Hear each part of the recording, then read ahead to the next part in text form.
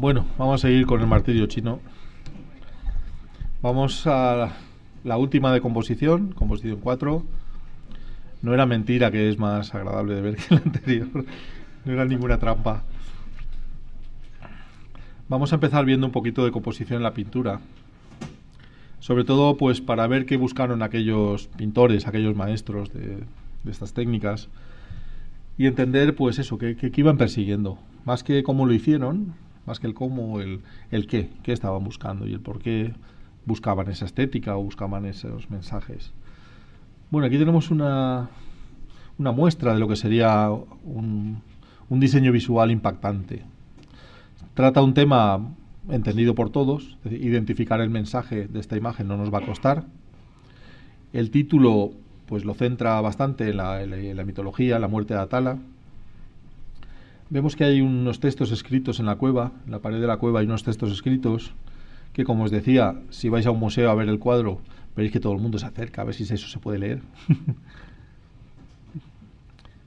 Fijaos cómo está estratégicamente emplazada la cruz en ese tono más claro que hay arriba. Hay como una especie de perspectiva desde la cueva ascendente hacia ese punto de fuga que sería el punto de luz, y ahí se ha emplazado el símbolo, la simbología del cristianismo, de la muerte, del sufrimiento, que es la cruz. Después el sujeto, si os fijáis, alberga el tono más claro. Se ha resaltado mucho la protagonista, Atala, mediante la aplicación, mediante que tenga ese tono más claro en ella. La figura del monje también es simbolismo, también es simbólica. Y luego se ha hecho un uso muy prudente del color rojo. El color rojo, que es el preferido por los pintores para hacer fulcros, para reconducir la atención del espectador dentro de la imagen, pues se ha aplicado en unos frutos que se ven ahí arriba cerca de la cruz y aquí abajo en el paño que lleva el amante o la pareja de Atala. El objetivo de ver esta proyección es estimularos visualmente, es decir, aquí no vais a sacar grandes visiones ni grandes conceptos, pero sí una estimulación visual bastante sana. Vais a entender muy bien lo de aquellos campos de profundidad que tiene la imagen, aquellos planos que nos llevan hacia el infinito, y vamos a ver obra pictórica bastante elegida pues por valores creativos o por valores que resaltan a primera vista. No hace falta memorizar, no hace falta análisis, yo os iré comentando un poquito por encima si veo alguna cosa. Y lo que quiero que veáis pues es eso, qué quieren transmitiros, qué quieren comunicar. El cómo ya os digo que no es importante, pero bueno, si además os da para ver el cómo, mejor. Y esto hace un poco de incidencia en lo que os contaba antes del arte, de lo cruel que es, ¿no? De un estilo que madura y que empieza a dar obras bellas, completas, complejas, y de repente cambia completamente de tendencia y eso ya se supone que nunca más vale, ya el impresionismo ya no vale. O sea, ya no vale, no sé. A mí me resulta muy cruel esto. Pues hay cosas muy bonitas, oye. Bueno, quiero que empecéis a ver los valores primarios de las imágenes. ¿Vemos escala? Vemos escala porque hay figura humana, y a la vez figura humana nos está dimensionando el tamaño de las ruinas, el tamaño de los árboles. Es decir, estoy viendo un valor de escala. Pero no, a lo mejor no es lo primero que veo. Si supierais ya bastante de fotografía, estaríais evaluando más el impacto visual. Es decir, hay una atmósfera en el cuadro, ¿verdad? Que hay una atmósfera opresiva. Ese juego del amarillo, el anaranjado y el negro está creando una atmósfera que está presente. Está creando una sensación de drama, de misterio en torno a la obra. Bueno, esto es pintura prerrafaelita, esa vuelta que os decía a los conocimientos del Renacimiento, que es donde más se han aproximado, creo yo, los pintores más recientemente a la armonía, los valores de la armonía. Si miráis obra de Alma Tadema o de otros pintores, Bouguereau, por ejemplo, veréis que se están esforzando en recuperar el valor de la armonía. Y estoy seguro que no os va a dejar indiferentes, que vais a descubrir pues una belleza que a lo mejor hasta ahora la tenéis un poquito apartada. He escogido el impresionismo primero porque es uno de los estilos más maduros en el tiempo, dura en el tiempo mucho más que cualquier otro de los recientes. Hay mucha obra paisajista, naturalista, de la que podemos hacer nosotros en fotografía. De hecho, me haría falta a lo mejor un cargador para que no se cortara esto en algún momento. Pues porque el pintor impresionista pinta del natural muchas veces, es decir, que va al campo con un caballete, como vamos nosotros con nuestra cámara, y se posiciona y empieza a pintar del natural. Entonces hay unos ciertos vínculos con nuestra forma de trabajar. Están trabajando sobre todo en las horas centrales del día. El impresionista va pues a las 11 de la mañana, 10:30, 11 de la mañana, con el sol casi siempre a la espalda, porque está buscando la máxima expresión del color. La forma al impresionista le da igual, la desvae, digamos que la diluye, la difumina, y lo que sí que está buscando es la máxima expresividad del color. Está buscando pues que el color se manifieste con la máxima pureza. Veréis que hay alguna obra puntual que no, pero en general es así. Luego pues hay una cantidad de autores tremendo, algunos pues muy conocidos, pues seguro que de Van Gogh habéis oído hablar todos, seguro, y de la mayoría de ellos, porque son pues muy renombrados. Pero bueno, cuando uno estudia sus vidas y descubre pues qué han hecho y cuándo lo han hecho y cómo lo han hecho, pues ve también injusticias, porque cuando estudias la obra de Sorolla ves que la obra de Sorolla puede ser mucho más innovadora que la de Van Gogh en su tiempo y que sin embargo queda injustamente olvidado o apartado. ¿Por qué? Pues quizá porque Sorolla no viaja. Sorolla pues siempre ha pintado en España, con costumbres. Además parte de su vida se centra aquí en la costa mediterránea, en la costa entre Alicante y Valencia, entre Javea y Valencia. Porque no mantiene mucho contacto con autores extranjeros, porque no, bueno, porque se queda al margen de algunas cosas, quizá. Pero realmente, bueno, digamos que el tiempo sí que sabe hacer justicia. Simplemente contemplar las obras, veis que hay mucha naturaleza, mucho paisaje. Este es el cuadro de Monet que da nombre a la corriente. Si veis el título, Impression sur le Levant, de impresión surge, que significa amanecer, surge impresionismo. Y digamos que el cuadro es un ejemplo paradigmático de luz emergente, de luz que se irradia desde dentro del cuadro hacia afuera. ¿Veis? Aquí es una de esas obras que se aparta un poco de lo dicho. Aquí hay luces arrojadas, esto no es mediodía, esto es por el atardecer, son luces sombras muy largas, una dominante cálida de luz, pero en general no es así. Fijaos la reflexión de que el pintor sabe todo lo que ha puesto en el cuadro, no es como la foto. Tú puedes hacer una foto y luego en casa decir, mira, había un gusanito aquí pequeño. Esto al pintor no le pasa. Pues el pintor ha tenido que pintar el gusanito, ha tenido que coger la paleta y darle color entonces es muy consciente de todo lo que aparece en su encuadre. En este caso veis que hay dos figuritas ahí debajo del arco. Escala de nuevo. ¿Es casual? Sin esas figuritas no se puede dimensionar el arco. Si las pinta más altas, si las pinta de 20 centímetros de alta, resulta que el arco es ridículo, es pequeñito. Si se sube uno encima del otro se da con la cabeza en el techo.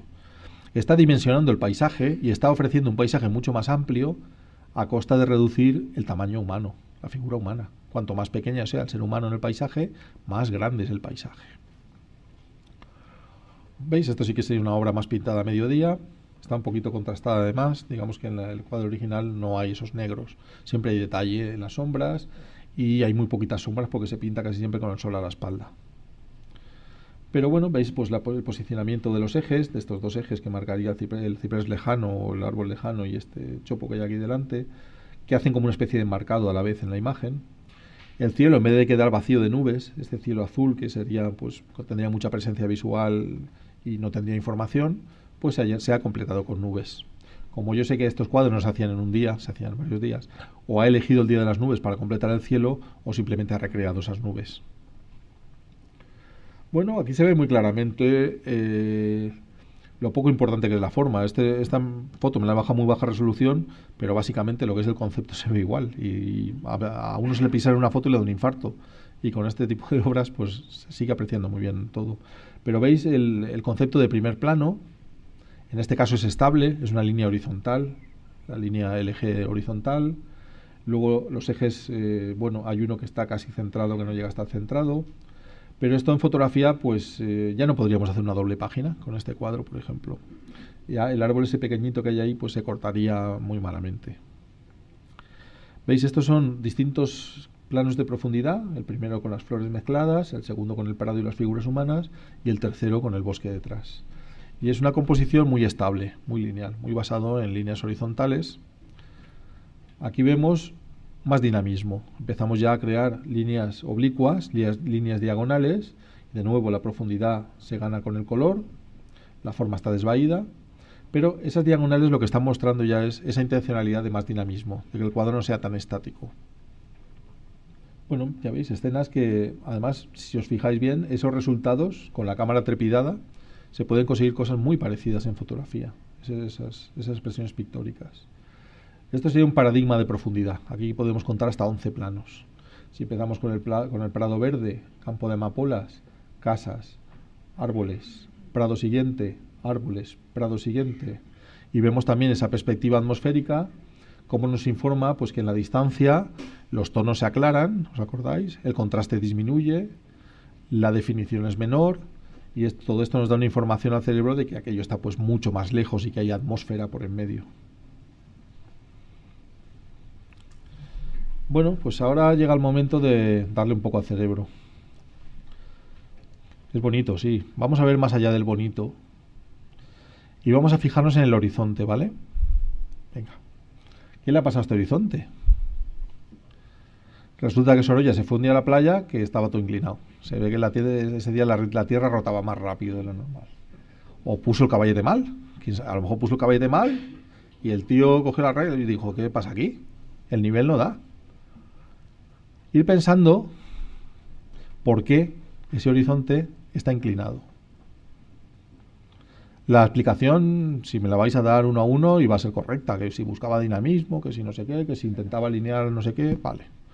Pero va a ser el conjunto de ambigüedades el que nos dé la respuesta. Es decir, no es tan fácil como que me contestéis a esta. ¿Por qué corta el barco? En la parte izquierda. ¿Se le quedó pequeño el lienzo? Es que no hacía boceto este tío. Si los pintores hacían un boceto a lápiz, ¿no? Decía, bueno, esto llega hasta aquí. Le han cortado un cacho de lienzo. ¿Qué ha pasado aquí? ¿Por qué Sorolla corta el barco? Esto no había pasado nunca antes en fotografía. ¿Quién ha cortado una virgen con el niño en brazos ahí? Nadie cortaba las cosas.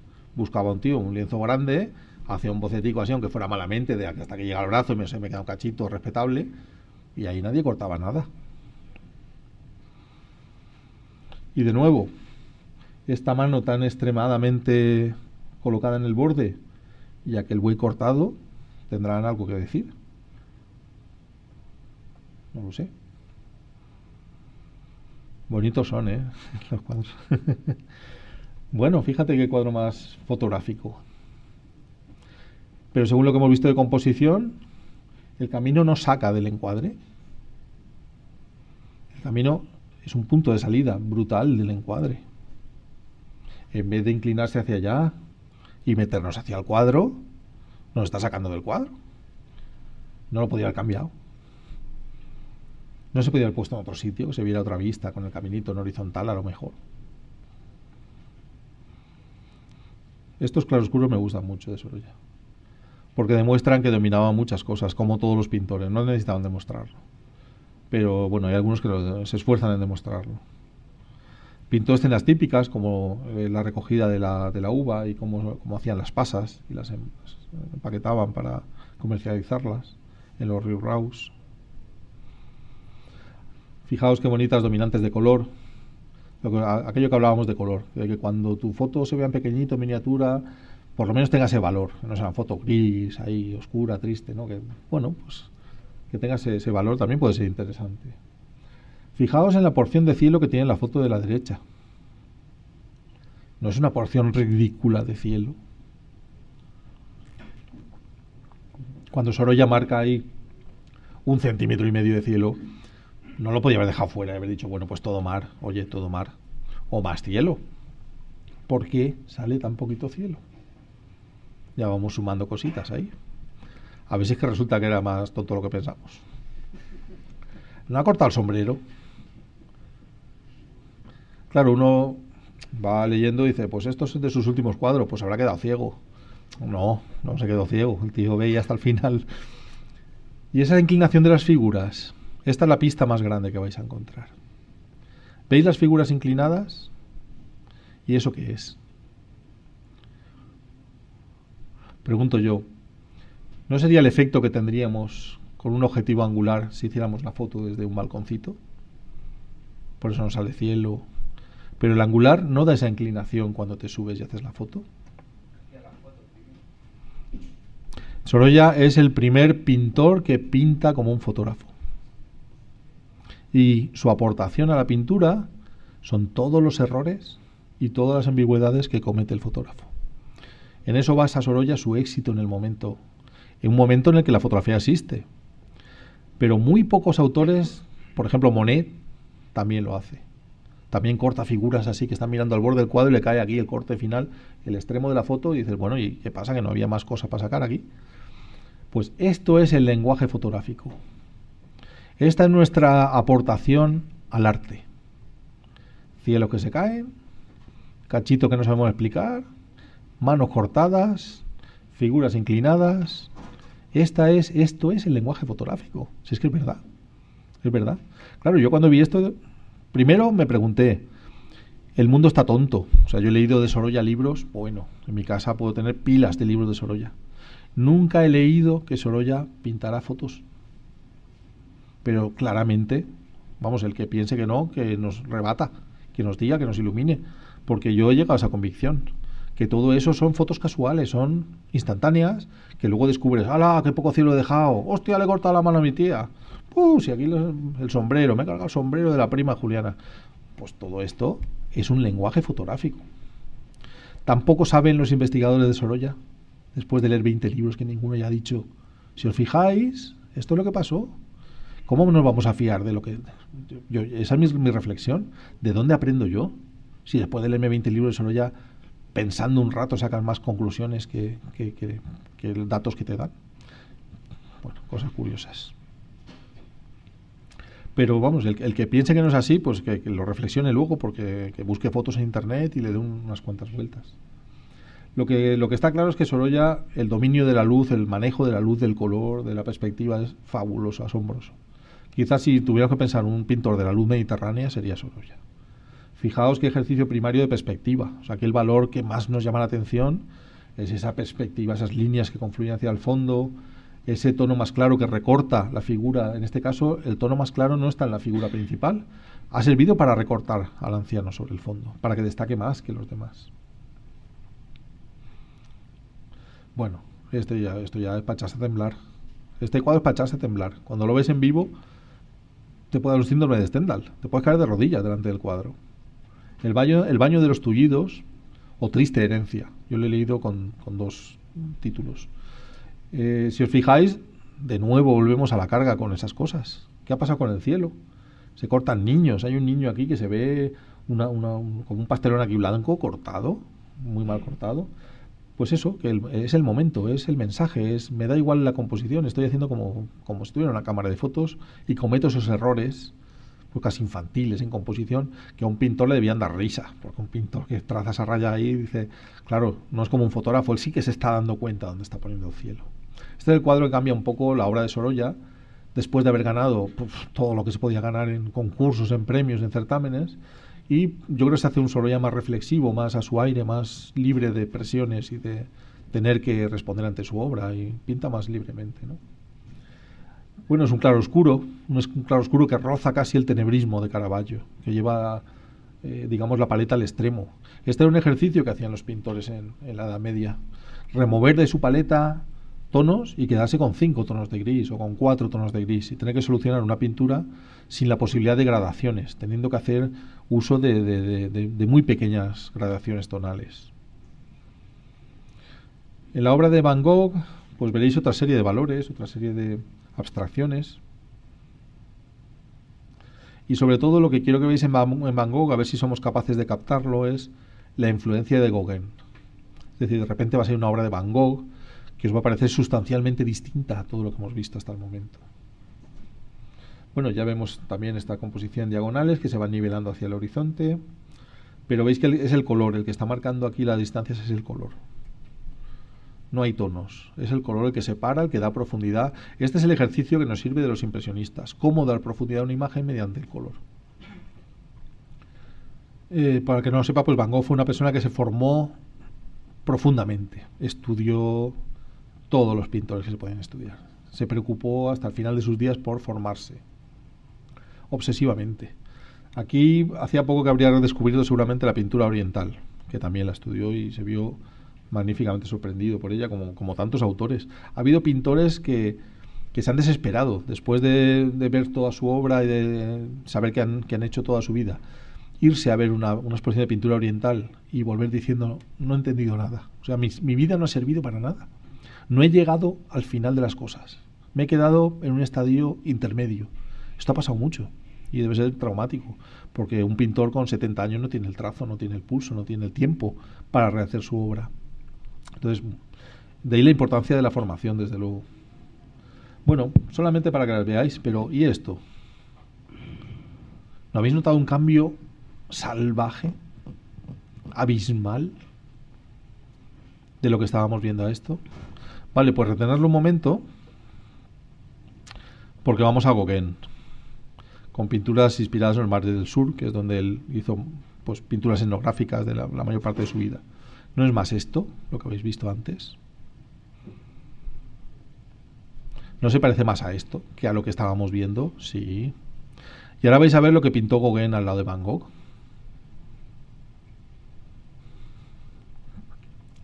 No hay salto de esto a esto. El que lo vea a multiópticas. Esto es Van Gogh, pintado por Gauguin, cuando pintaban juntos en Arles, cuando querían fundar allí una escuela de arte internacional. Que nos ha quedado de herencia, pues esa. Sí. Una pregunta por internet. Lorenzo Flores Rodríguez pregunta qué es el fulcro en pintura. El fulcro en pintura es... Fulcro es una palabra castellana que cuando yo la leí en inglés, que es fulcrum, pensé que, bueno, pues que claro, que esto en castellano no existe. Esto se lo han inventado los extranjeros.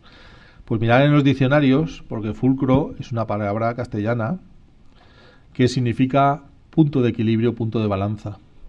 Se utiliza cuando estás, eso es, este punto sobre el cual la balanza bascula es el fulcro, y es lo que permite cerrar una composición abierta. Es decir, una vez que recorres una composición, pues imaginaos que fuera como una espiral, y cuando encuentres el punto de salida, de repente hay unos frutitos rojos, un detallito que apunta otra vez hacia el inicio de la espiral.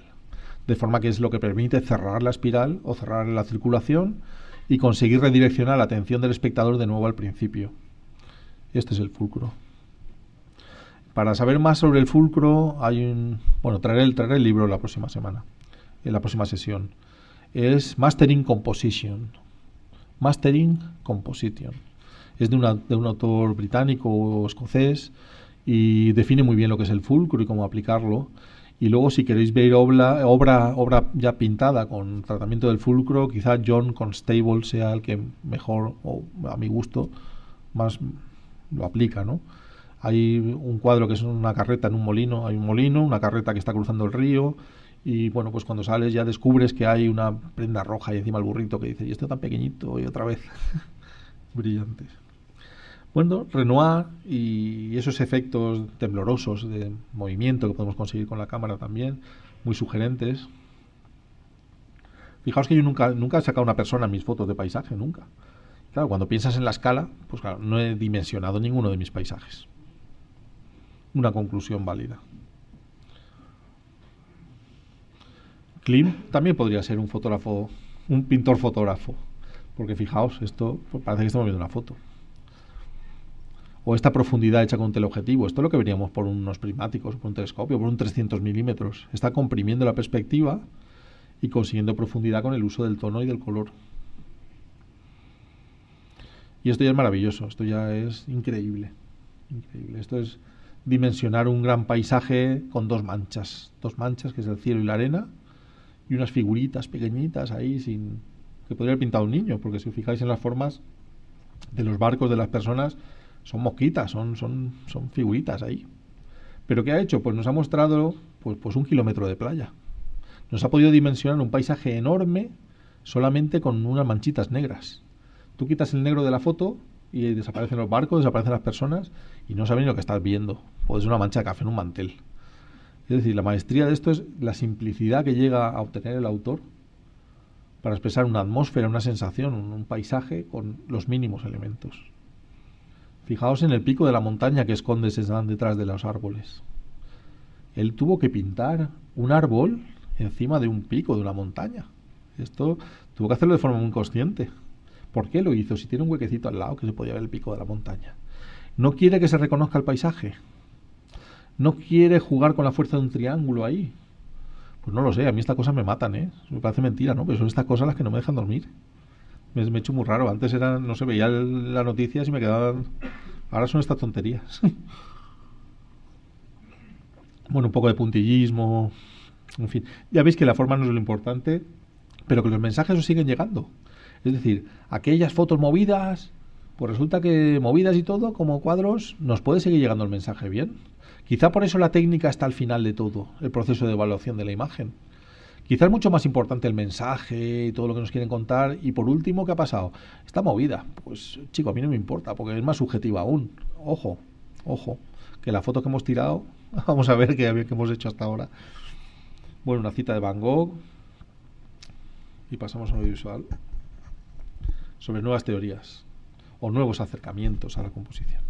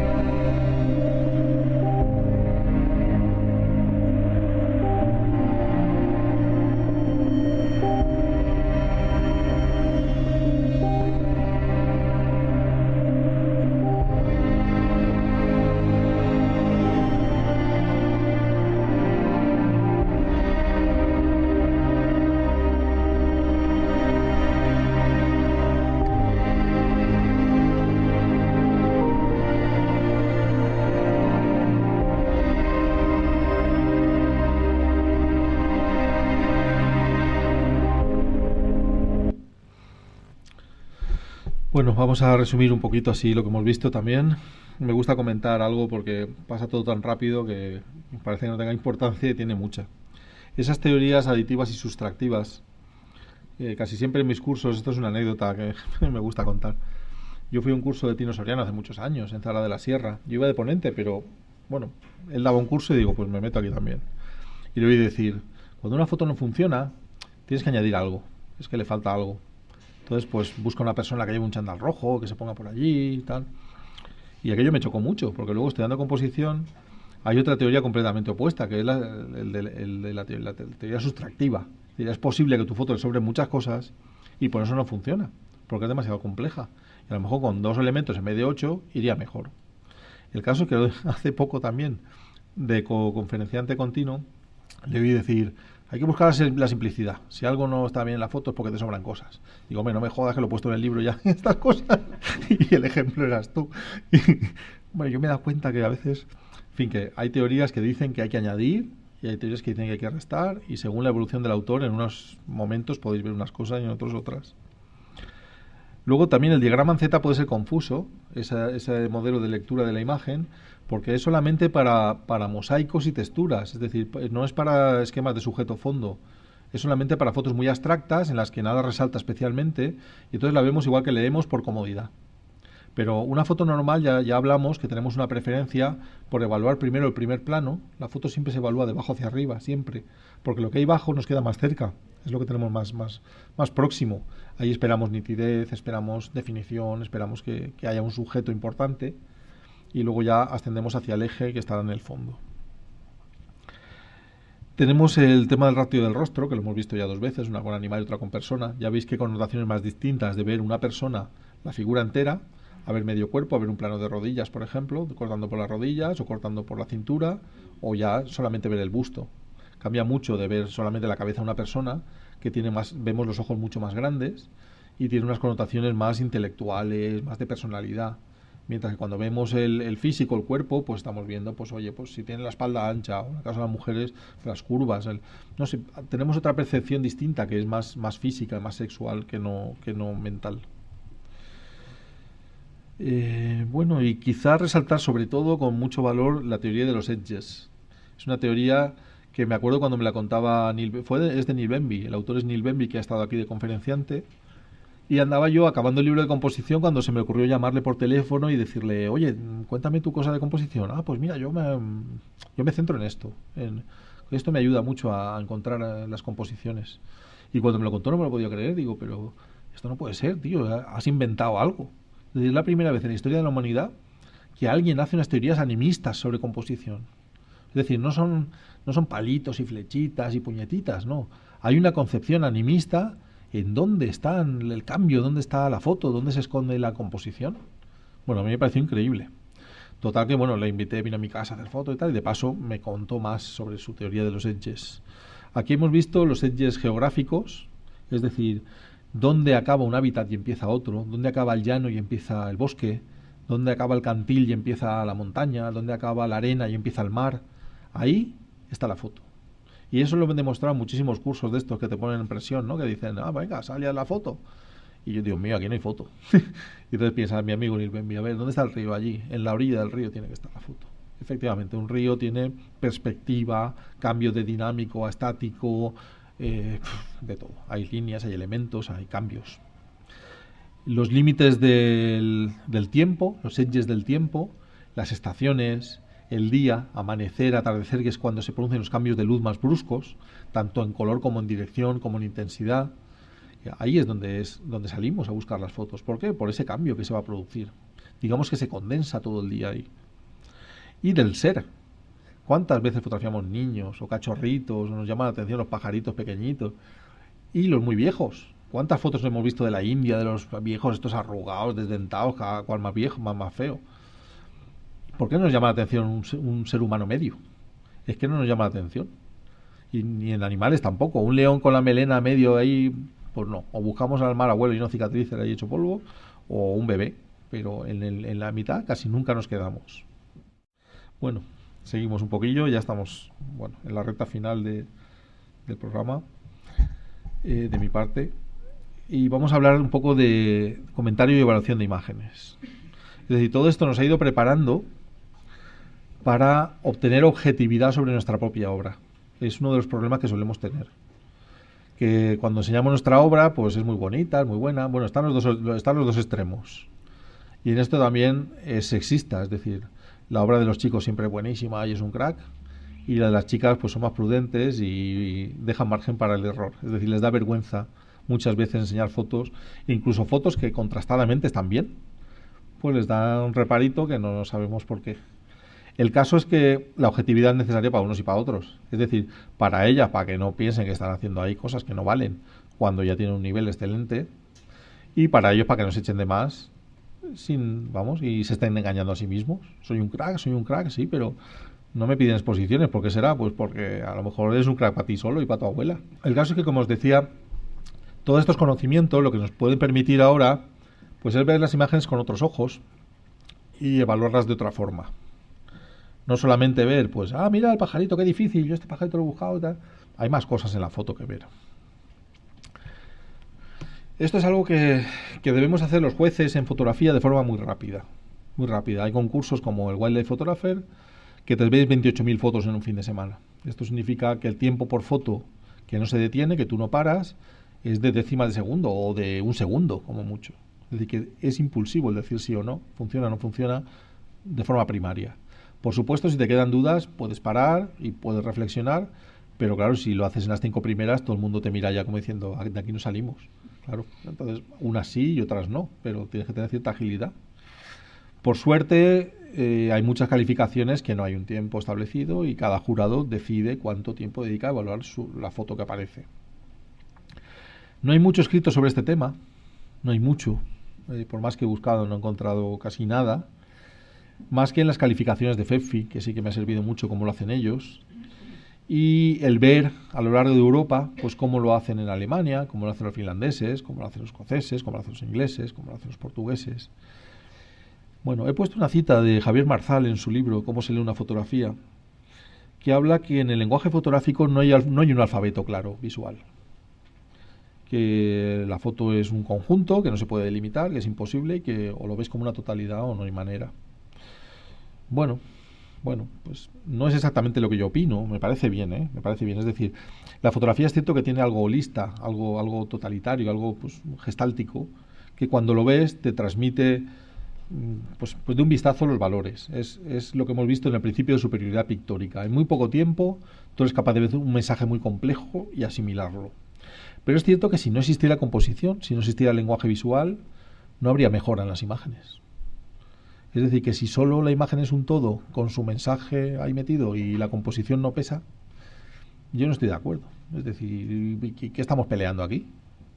Estamos peleando que hay unas imágenes que te impactan y te llenan y otras que no. Y no solo es el mensaje. A veces hemos visto una foto que es un reflejito, ahí, cualquier cosa simple y mínima, y te impacta.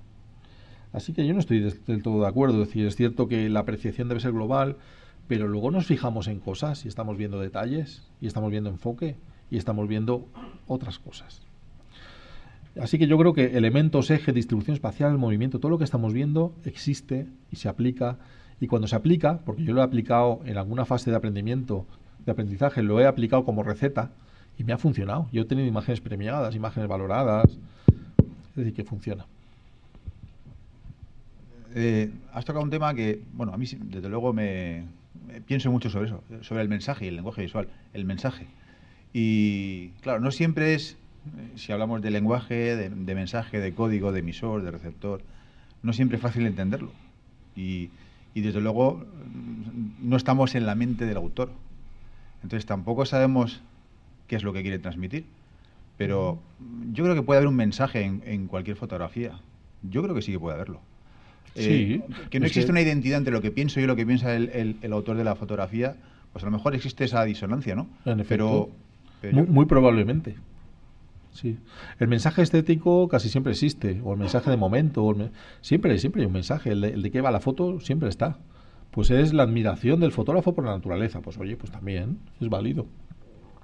Con respecto a esa segunda parte, a esa apreciación, a ver cómo me expreso.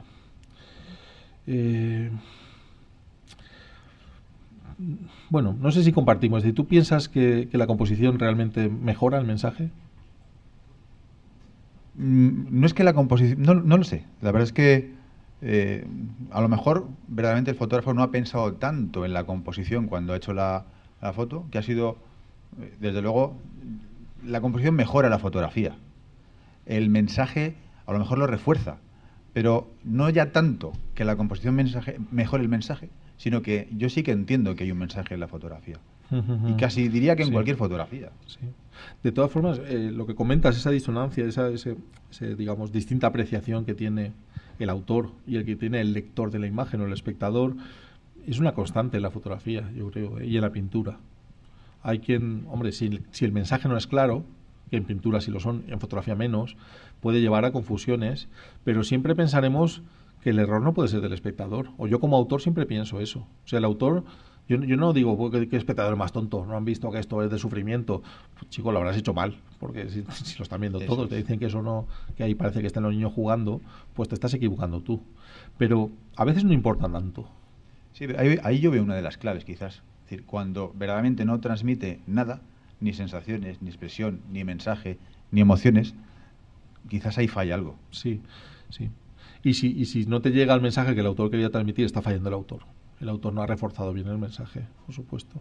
Lo que no tiene que hacer nunca el juez o el espectador o el amigo que comenta la imagen es entrar en juicios de valor sobre qué quiso el autor decir. Aquí no hay que entrar nunca, esto es el terreno prohibido. Siempre, no sé qué, podemos fallar y nos pueden apedrear. O sea, si un amigo pone ahí una imagen y yo digo, ¿veis? Esta es la imagen ejemplo de la alegría. Y pues es cuando murió mi abuela. Me cago en. O sea, ¿a qué me meto yo a explicar la foto de otro? El qué quiso decir. Yo sí puedo entrar en la subjetividad y decir, esta foto a mí me sugiere la alegría. Pues es del entierro de mi abuela. Pues no te has expresado bien, chato. Ah, ¿y quién me va a decir a mí que estoy en un error? Si es lo que a mí me transmite la imagen. Eso es terreno seguro. Yo pienso, a mí me transmite, yo creo, pero decir, no, aquí lo que quería este hombre es, uy, qué peligro tiene esto. Vamos a ver, yo es que creo que el campo de lo subjetivo aquí es absolutamente fundamental, porque ¿cuántas veces en pintura un pintor ha querido expresar algo que el espectador para nada comprende? En fotografía puede pasar lo mismo. Es que no, yo creo que estamos queriendo ser demasiado objetivos en decir, bueno, el fotógrafo tiene que expresar una cosa y yo tengo que captar exactamente lo que quiero captar, y el fotógrafo tiene que hacerme captar lo que yo quiero captar. No sé si me explico. Perfectamente. Yo creo que lo subjetivo, igual que en la obra pictórica, debe pasar en la obra fotográfica. Sí. O sea, Sí. no. Es decir, hay obras muy bien delimitadas por contexto, por título y por concepto, y la ves y sabes de qué va, pues están martirizando a San Esteban. Pues hombre, esto es un drama. Nadie va a decir que es cómico. Pero hay otras obras y otros autores que digamos que dejan abierta margen para que el espectador imagine. Y entonces se deje transmitir, se deje seducir, piense que es un sueño de tal, o una visión de la infancia, y entonces, bueno, pues te deja margen para que tú opines. A eso me refiero, que yo no estoy totalmente de acuerdo en que, oye, el fotógrafo, pues mira, te has expresado mal, o no has captado bien lo que querías captar. No, yo creo que puede estar equivocado el espectador y el fotógrafo no estar equivocado. Yo como es que autor el sí fotógrafo a lo mejor ha tenido una sensación. Yo creo que el campo de la subjetividad aquí es fundamental. Sí. Y como en la pintura, es que es exactamente igual que en la pintura. Sí, pero a mí me preocuparía que si he querido, no sé, imagínate que tú eres Picasso y me enseñas el Guernica y te digo, ay, qué tranquilidad. Hostia, están muriendo ahí miles de seres vivos, tú, hay caballos despedazados volando por los aires. Sí, en parte. Entonces me ahí, preocuparía, sí. diría, joder, no conecto yo con mi público. Sí, estoy de acuerdo. Sí, el que cada uno pueda evidentemente, sacar su impresión, esto es muy bonito. Hay Sí. fotos que quedan abiertas, incluso por título, que juegan ahí en el campo de nadie, para que tú puedas también No, aportar. además, yo creo que hay obra pictórica, igual que habrá obra fotográfica. Sé menos en eso, evidentemente tú sabrás muchísimo más, que yo creo que lo que abre es ese campo a la interpretación del propio espectador. En la obra pictórica, tú también lo sabes perfectamente, hay autores que lo que abren es su obra al debate. Eso es. precisamente. Eso. Fíjate precisamente el último punto. Expresar con subjetividad clara sus opiniones. Es decir, no hacer dogmas de lo que tenemos que hacer es expresarnos siempre. No, no, no. Esto no es así. Cada uno que haga lo que quiera. O sea, de hecho, lo más difícil de exponer composición es intentar no influenciar a todo el mundo a que todos hagamos lo mismo. Es decir, el problema que tienen las reglas es precisamente esto. La forma de dar composición, pues dándole muchas vueltas, es vamos a ver de qué forma aprendemos todos sin que tú dejes de hacer lo que hacías, sin que tú dejes de hacer lo que hacías y sin que tú dejes de hacer lo que hacías. Simplemente que te aporte algo. Pero como defendamos cosas así de dogmáticas, acabaremos todos haciendo lo mismo y empobreciendo la fotografía. Quiero comentar una cosa sobre esto que viene al caso. Diferenciar entre lo que sería el arte subjetivo y el arte objetivo, que es algo que creo que se nos escapa. Yo lo leí de un tal Gurdjieff por ahí que decía que había una cosa que era el arte objetivo, pero que ya no existía, que hoy en día no hay nadie que sea artista. Esto es una cosa como muy radical, ¿no? Entonces este arte objetivo se refería pues a otro tipo de arte. Las pirámides, o hablábamos antes de los sumerios, entonces tenían una manera de construir arquitectónicamente que tú entrabas en una cúpula y todo el que entraba ahí se le saltaban las lágrimas. Entonces eso es como llegar a una objetividad, pero el problema es que yo creo que estamos muy perdidos. O sea, aquí la composición es fundamental, pero no la controlamos. Creo que aquí estamos dando 4 bocetos, pero que esto es una cosa, como tú dices, de 15, 20 años y hasta el final de tus días. Entonces creo que estamos muy limitados, y de hecho pues pienso eso, que habría que profundizar mucho más en todo esto para llegar a una objetividad. Es decir, yo hago esta cosa y esto a todo el mundo le supone lo mismo, y pasaría lo mismo con los concursos, habría objetividad. No sé si en los concursos de pintura pasará lo mismo que en los de fotografía, pero creo que es todo demasiado subjetivo. Bueno, hay cosas que comparto. Y mi pregunta es en qué momento perdimos el conocimiento, porque había mucho conocimiento sobre arte, sobre pintura, sobre composición, y ahora nos toca rescatarlo con pinzas de aquí. Hace 4 o 5 años, cuando estaba yo estudiando estas cosas, de la sección áurea no podías hablar. Nadie había oído hablar de la sección áurea. Curioso. De ejes no se podía hablar. Y bueno, y del espacio era Battlestar Galactica y cosas de estas, porque no había más. Ni siquiera podías hablar de composición, porque era todo técnica, qué objetivo da más. Entonces, en algún momento hemos perdido ese conocimiento y lo hemos tenido que rescatar muy malamente, y seguro que en el camino han quedado de cosas tremendas. En lo que no estoy del todo de acuerdo es en esa subjetividad llevada al extremo del jurado. Es decir, yo lo que sí me he dado cuenta en un concurso, en un certamen, en unas calificaciones, es que las 10 mejores obras siempre están ahí al final. Que la tercera era la primera, que la primera era la cuarta, y que, bien, ahí podemos encontrar que la mayoría no esté de acuerdo. Pero finalmente, ¿sabes? Mira, las calificaciones de FEFI se valora de 0 a 100. Fíjate qué difícil sería apartarse de la media. Pues oyes, la calificación cada uno la emite sin que el otro sepa, ¿no? 92, 94, 93, 95. Joder, pero ¿cómo se puede afinar tanto? Si nadie sabía lo que votaba el otro, ¿por qué no ha votado uno 12? ¿Pero Pues, es de una forma intuitiva o es basado en unos parámetros? No, cada juez es cada juez. Unos no tienen formación de jurado y son solamente fotógrafos premiados. Pero yo creo que el impacto visual, que es lo que estamos defendiendo aquí, que es todo más universal de lo que creemos. O sea, el lenguaje de la imagen es universal. Lo entendemos todo, lo comprendemos todos, y cuando ves, como decías tú, una foto de saltarse las lágrimas o una arquitectura, eso está definido. Eso se llama síndrome de Stendhal. Y existe, y le pasa a las personas que se admiran con el arte y que de repente te embarga, hay una sensación que te tienes que poner de rodillas, te saltan las lágrimas y no sabes ni qué te está pasando. Y eso sucede. Y le sucede a mucha gente en el mismo sitio, y será por algo, claro. Pero, es decir, algo nos quedará de objetividad. Sí. Pero está muy bien la apreciación, desde luego. Muy bien, gracias. Una mínima cosa. Es que me ha venido a la cabeza antes, José Carlos me estaba enseñando unas fotos de los antiguos abrigos de arte rupestre del Pla de Petracos, sí, que tú también conoces. Sí. Entonces, fíjate la diferencia entre el arte rupestre levantino, del Neolítico, con simbólico, lo que se hace, absolutamente realista, bueno, además muy compositivo, sí. muy perfeccionista, y en cambio la evolución al arte esquemático, o el anterior, el arte macroesquemático.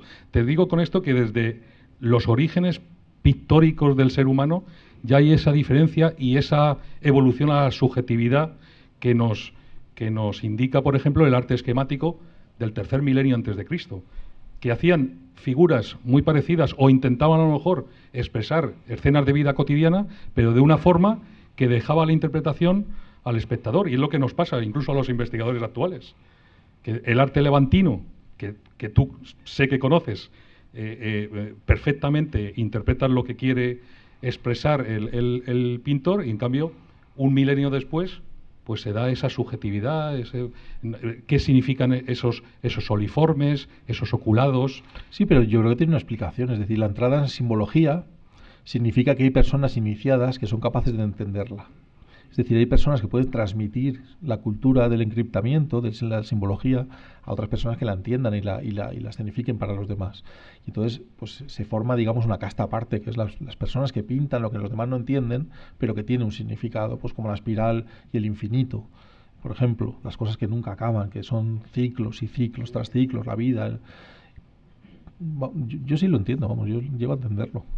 Hay cosas fascinantes, por ejemplo, la media luna, como los indios utilizaban la media luna, pero les llegó de España, y a España llegó desde los árabes. Y los caballos se marcaban con la media luna porque los árabes lo trajeron a España, y de España llegamos a América y llevamos caballos con la media luna, y ellos lo adoptaron y pasó a ser suya la media luna. Pero no existía la media luna en la cultura tribal india. Pero el estudio de la simbología pues es fascinante, claro. El saber qué significa una V, la V de hembra, de femenino, de receptáculo, pues estudiar simbología pues es bonito también, claro. Y expresarse en simbología significa pues que habrá un pequeño grupo de personas que entenderán aquello y otro gran grupo que no lo entenderán, que tendrán que iniciarse en eso. Claro, en definitiva es lo que antes apuntaba José Carlos, que la relación pintor-fotógrafo espectador es un tanto complicada subjetiva, o subjetiva. Hay campo para eso, sí. O subjetiva. Sí. Yo hay autores más veo nítidos, el tema menos complicado.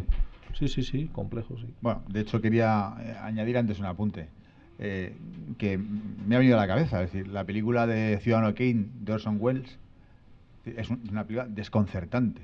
A mí me lo parece. Y pasas toda la película en una situación de que y te preguntas qué es lo que... No tienes más remedio que preguntártelo cuando él va en búsqueda de esa palabra de Rosebud, qué significa, y al final acaba la película y te deja en una posición que todavía no sabes responder toda esa serie de preguntas. Por lo menos a mí me pasa, ¿no? Pero el caso que sucede, es decir, te intranquiliza. Eso digamos que es universal, bastante universal. El cómo, el por qué, el de qué manera, y quizá ahí es donde estriban los detalles, pero... No, ciertamente ya digo, hay autores que juegan en lo subjetivo y autores que juegan más en lo documental, en lo real. De hecho, ya hemos visto esos tres niveles de expresión, el abstracto, el simbólico y el real. Bueno, lo primero que digamos que deberíamos hacer cuando nos enfrentamos a una imagen para evaluarla es la apreciación global. Esa apreciación de las que nos hablaba Rafael Marzal en su cita, de ese impacto primero que te da la imagen, y de ahí sacas un montón de información y por lo menos sabes si te gusta o no te gusta, te va de tranquilidad y de sosiego o no, o va de todo lo contrario. Sobre todo yo os digo que lo que nos vamos a plantear al principio son cosas globales sobre la imagen. Vamos a coger un ejemplo al azar, esta foto que no la tenemos muy vista, porque hay algunas que han salido 3 o 4 veces, esta no, y vamos a hacer algunas apreciaciones sobre ella. Acaba de aparecer, pues ya la veis. Vamos a ver qué título tiene la imagen, si lo tiene, y si se adecua a la obra y la completa y me centra un poquito más. Vamos a ver el impacto visual, que ahí entra vuestra subjetividad de espectadores, y el centro de interés, donde está colocado. Vamos a ver el mensaje de la obra, los recursos narrativos. Bueno, vamos a avanzar porque todo esto lo vamos a ver paso a paso. Bueno, como no tiene título, o yo sí lo sé, pero no os lo voy a decir, podemos hacer el ejercicio de pensarla. Imaginaos que es una foto vuestra. Hay alguien que dirá, yo nunca haría esta foto. Claro, vale. Pero imaginaos que os ha salido por error. Os ha tocado en la tarjeta. Pues tratad de pensar un título. Esto es interesante. Podemos encontrar sugerencias o relación entre un desperezo, un estiramiento, una danza o trance, es decir, un momento detenido de una danza o de un trance. Se sugiere la relación con la naturaleza, pues porque el fondo es un bosque, porque la piel está tratada con barro, parece, o aparece así manchada. Preguntas que me surgen si viera esta imagen objetivamente y no sé qué es mía. ¿Forma parte de una serie? Yo preguntaría si forma parte de una serie. ¿Está expresando algo en un conjunto de imágenes? Y luego, ¿qué expresa el mensaje? ¿El mensaje en general de qué va? ¿Es alegría, amor, dulzura? No. Yo diría que es algo dramático. No sé, me da la sensación, por la luz, por la composición, de que es algo más dramático. Yo diría, aquí hay un mensaje oculto que no soy capaz de ver. Realmente la imagen sí pertenece a una serie que es sobre mitología, la mujer en la mitología. Se busca que represente a Eris, la discordia, no mediante representación clásica, es decir, no se ha visto pintura porque Eris aparece ahí cascándole a todo el mundo, porque desata los conflictos, las guerras, agita la égida, despierta los ánimos en el campo de batalla. Estas son las connotaciones que tiene Eris, discordia. Y esto es un poco de dónde procede la mitología. Bueno, pues se hizo con esta intención. Por supuesto, no habrá coincidido con el título de nadie, pero ahora con un título, Eris la discordia, puedes centrar mucho más el mensaje. Y si es otro todavía más centrador, más conciso y más concreto, nos centraremos más. Impacto visual, como hemos visto, tiene la subjetividad del espectador, a unos les parecerá más y a otros menos. Quien esté haciendo todo el día fotos de modelos retozando en el barro y chillando al aire, pues le parecerá menos impactante. Y quien haga mariposas y flores y de repente ve esto, pues dirá, Dios mío, ¿qué le está pasando a esta mujer? Buscaremos el centro de interés y nos preguntaremos sobre él. Entonces, la pregunta es, ¿me impacta? La primera pregunta como espectador o como jurado sería, ¿me impacta? Si me impacta, el fotógrafo ya ha conseguido algo. Ya ha captado mi atención, ya ha despertado mi curiosidad, ya la valoraré bastante positivamente. Si no me impacta, pues pasará más desapercibida y obtendrá una puntuación media. ¿Y el por qué? Encontrar en mi cabeza el por qué me impacta. ¿Es la pose lo que me impacta? ¿Es el gesto lo que me impacta? ¿Es la luz? Aislar lo que me impacta. ¿Por qué? Porque este ejercicio es válido para mis fotos. Cuando yo salga a hacer fotos, sabré lo que me impacta en mi encuadre también. Podré hacer esa valoración objetiva ya sabiendo lo que me gusta a mí. Digamos que también me permite descubrirme yo a mí qué me gusta y qué no me gusta. ¿Ocupa el centro de interés buena parte de la imagen? Hombre, si el centro de interés es la mujer de ahí, pues sí que ocupa bastante de la imagen. Va a ser difícil reencuadrar mucho la imagen. Permite un pequeñito reencuadre. Mensaje de la obra, recursos narrativos, simbología. Bueno, pues entraría dentro del retrato, es decir, hay una descripción física, vemos cómo es la chica, cómo tiene el vientre, los brazos, la cabeza, el pecho, y de la personalidad también, es decir, está mostrando pues esa facilidad para entrar en trance o ese poder oculto que tiene, que está invocando, no sé, algo oculto que hay ahí, pero como se ve lo físico y lo que no es físico, estamos ya entre la prosopografía y la etopeya, estamos en el retrato, que une las dos. Sobre la ubicación de la escena, pues está en un bosque, de ahí esa explicación que os he dado de relación con la naturaleza, porque hay una topografía en el fondo. Está deshumanizada la modelo, está dramatizada la figura, y lo podemos ver, la piel tiene barro que está agrietado, el gesto, quizá el impacto visual que la mayoría pueda apreciar venga de aquí, también de la luz. Hay un momento atmosférico en el fondo, que es la niebla, hay un momento de luz, la luz es dramática. ¿Por qué? Primero porque es dura, su calidad es dura, es una fuente de luz pequeña que ha hecho sombras duras. La dirección es lateral nadir, viene de abajo y de un lado. Y en el color es donde nos encontramos un contraste de color. Hay un contraste de luz y un contraste de color. El contraste de calidad de luz está entre el fondo y el sujeto. El sujeto tiene luz dura, el fondo tiene luz suave. Y el contraste de color proviene de que el cuerpo tiene una luz cálida y el fondo tiene una luz fría.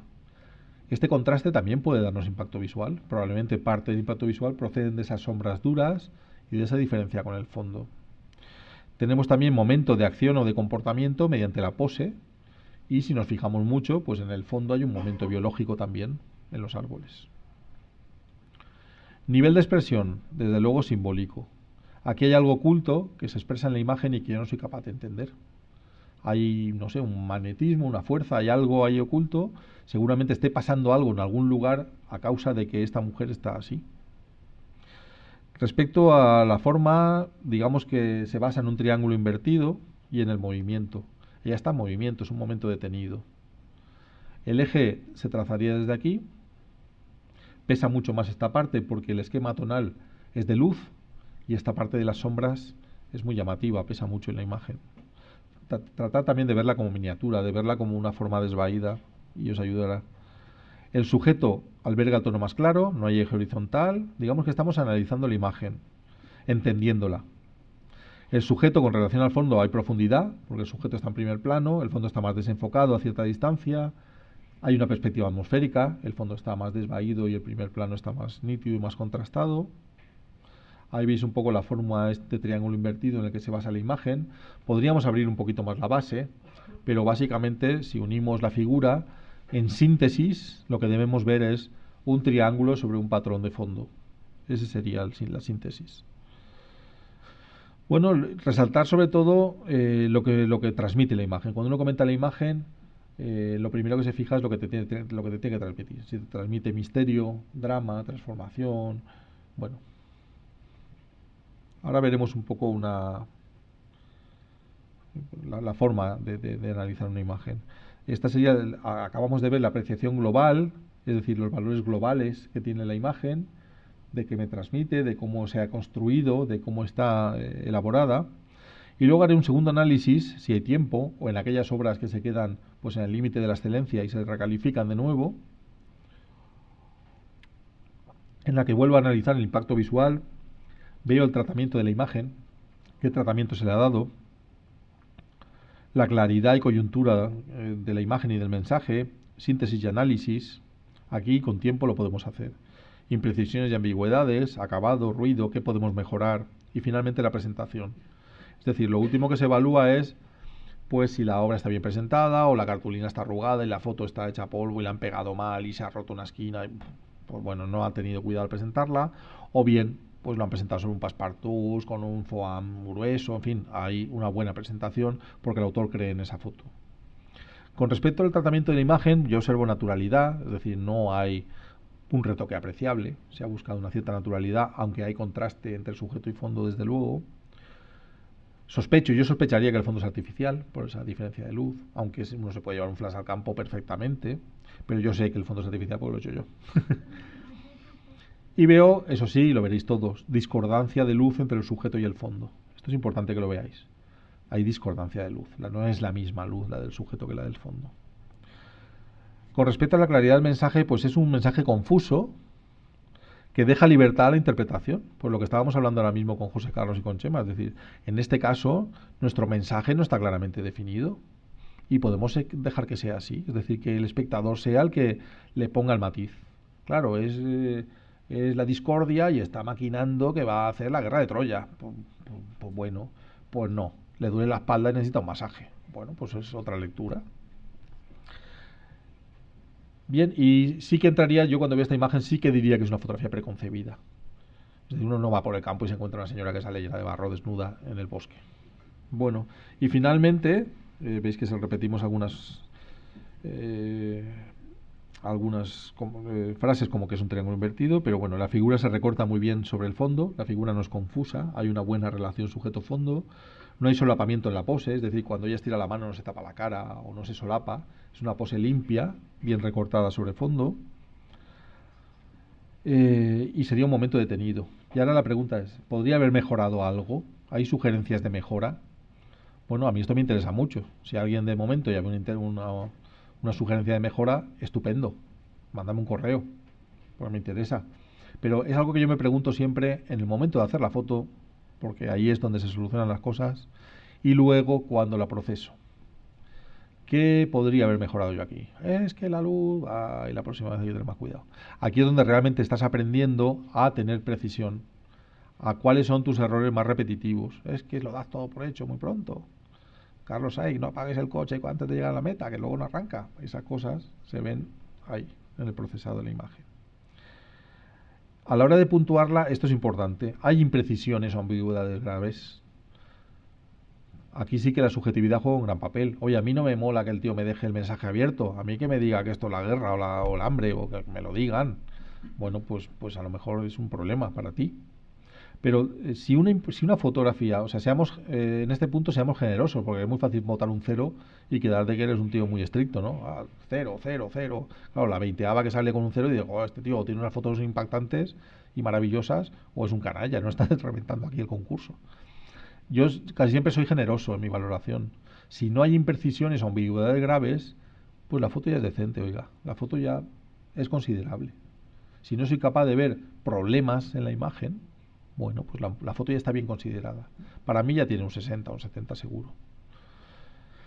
Y luego, pues con respecto al acabado, por ejemplo, la imagen puede tener ruido, que sería una deficiencia técnica, o no estar perfectamente definida. Pero esto, en el esquema global de valoración, son gravedades pequeñitas. O sea, una foto no puede pasar de 60, de no tener ninguna apreciación grave en cuanto a composición y mensaje, pues a tener un 12, porque tiene ruido en los negros y los negros es el pelo que ocupa un 2% en la foto. O sea, hay que ser muy consecuente de qué es lo que penaliza y qué es lo que puntúa. Y luego pues se puede hacer sugerencias de tratamiento retoque. Pues esto con el filtro drag en ese quedaría espectacular. Pues yo no lo sé. Pues cada uno pues sería su propio jurado que lo piense. Bueno, todo esto se puede hacer de forma muy rápida e intuitiva, pero no hay una guía para el juez, que es lo que yo me encontré cuando fui designado juez especialista. Dije, ¿y ahora de dónde aprendo yo? Si no hay de dónde. Entonces, bueno, pues el hacer un protocolo ayuda a que te des cuenta de qué es lo importante y que te des cuenta que que hay un eje y dónde lo ha posicionado, y si ha apostado por la armonía, en que la forma es redondeada, en que hay simetría, pero luego no hay centramiento y la luz es dura, pues este señor no sabe lo que es la armonía, obviamente, esta señora. Entonces, pensar un poco dónde están las limitaciones del autor. Claro, los procesos que os comentaba de síntesis y análisis, el reducir la imagen a los mínimos elementos y el explorarla parte por parte, nos va a dar esas mejoras, esa objetividad a la hora de valorar. Las virtudes globales pesan mucho y lo que hay que valorar es si las ambigüedades o imprecisiones pues le van a restar mucho. Para mí, la forma de hacerlo bien es impacto visual, primero, me impacta, me llama la atención. Sí, bien, ya tenemos una buena puntuación para la imagen. Hay un mensaje, hombre, hay un mensaje potente, que es pues la desigualdad social. Bueno, pues me parece un mensaje potente. Hay momento, pues sí, porque es un tío que desquiciado porque es pobre, se ha tirado del edificio y está cayendo de cabeza sobre el asfalto. Me cachis. Pues eso sí que es un momento fuerte. Composición. ¿Está todo más o menos acorde? Hombre, pues sí. Pues bien. O no. Resulta que aquí pues se puede hacer un poco mejor. Bueno, teniendo un mensaje tan fuerte y un momento tan fuerte, va a pesar poco la composición aquí. Valoraría la técnica como cosa que hay que valorar y el acabado y presentación.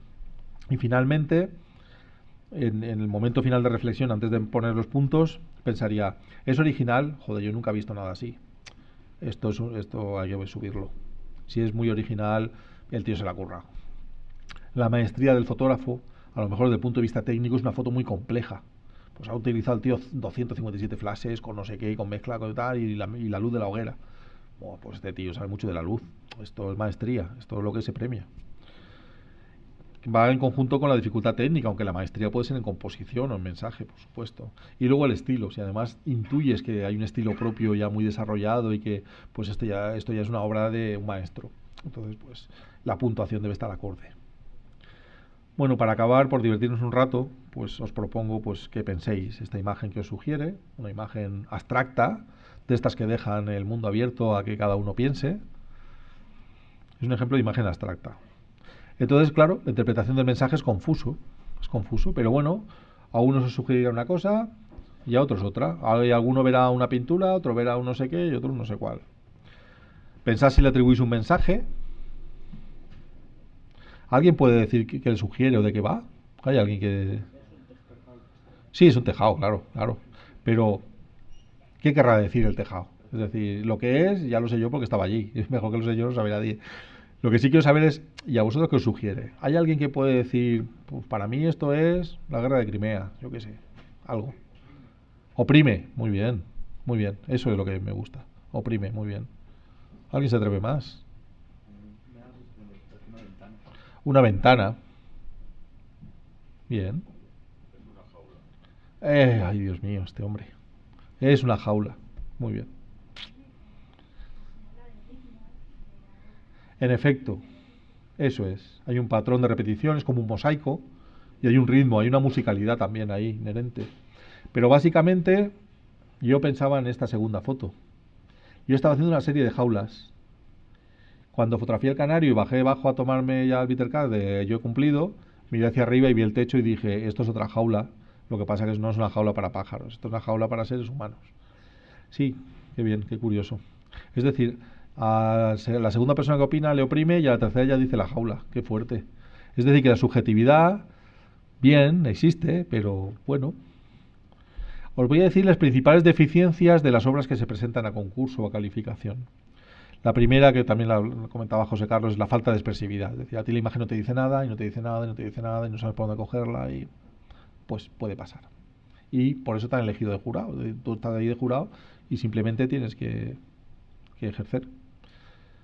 Mensaje confuso también, es decir, sabes que hay un mensaje, lo ves, pero no te llega nítido, no sabes muy bien por dónde cogerlo. Ambigüedades son pues esas cosas que te hacen dudar de la maestría del fotógrafo. Esas cosas que quedan abiertas, que no están bien definidas, que no están bien resueltas y que tú piensas que no son intencionadas, sino que ha cometido un error el fotógrafo. Y luego, cuando hay oportunidad de hablar con el autor, yo las tengo siempre anotadas en una libreta y lo pregunto. Resulta que siempre hasta ahora son ambigüedades del fotógrafo, es decir, no estaban contempladas en su esquema. Deficiente composición suele suceder, es decir, que hay una niña en una catedral rezando y hay una cruz enorme arriba y no ha alineado la niña con la cruz, están solamente un poquito separadas, se permite el reencuadre, o sea, ves que tanto el centro de interés como el eje, como todo, no ha sido reforzado. Y luego, hablando con el autor, pues resulta que no sabe lo que es el eje, no sabe lo que es reforzado, no sabe estas cosas. Deficiencias técnicas suele haber a veces, aunque menos, pero puede haberlas, que la imagen esté ligeramente trepidada, bueno, esas cosas. Deficiencias de presentación, también las hay, pues fotos pegadas ahí encima de la cartulina, arrugadas, y claro, pues ya ves eso y te quita la gana de puntuarla. Y sobre todo, título irrelevante, sobre todo. Un título que... Canario en jaula. Coño, pues ya lo veo yo. No sé, despiértame algo más, que hay más cosas que despertar. Muy bien. Entonces el título debería aportar algo. Principales deficiencias del jurado, que también las tenemos. Pues mira, la primera. Tratar de explicar lo que el autor ha querido expresar. Es decir, en cuanto yo me meto a ver qué insiste decir tú en la foto, ya estoy metiéndome en el fango. Ya estoy ya empezando a hundirme en el fango ya poco a poco yo solo. Porque además si el autor está en la sala, que suele ser que sí, pues va a levantar la mano y te tiene en sus manos. La forma correcta de expresarnos es: a mí me transmite, a mí me sugiere, a mí lo que me evoca esta imagen es la guerra. ¿Es un niño naciendo? Amigo, haberlo intentado mejor. ¿Qué quieres que le diga? Y siempre tenemos salvaguarda posible. Es mi opinión, es lo que me transmite. He dicho la verdad. Y luego, un error muy grave es establecer comparaciones entre obras. O sea, un jurado calificador, un juez en un concurso, no puede comparar obras porque las obras son incomparables. ¿Qué vas a comparar entre las dos fotos? Es que entre la jaula y el tejado me quedo con la jaula que está más clara. Pero es que no se puede comparar, una es abstracta, la otra es... No hay nada que comparar entre las fotos. Aunque salga un caballo blanco en las dos y el cielo esté nublado, habrá miles de cosas que no coincidan. El mensaje puede ser radicalmente diferente.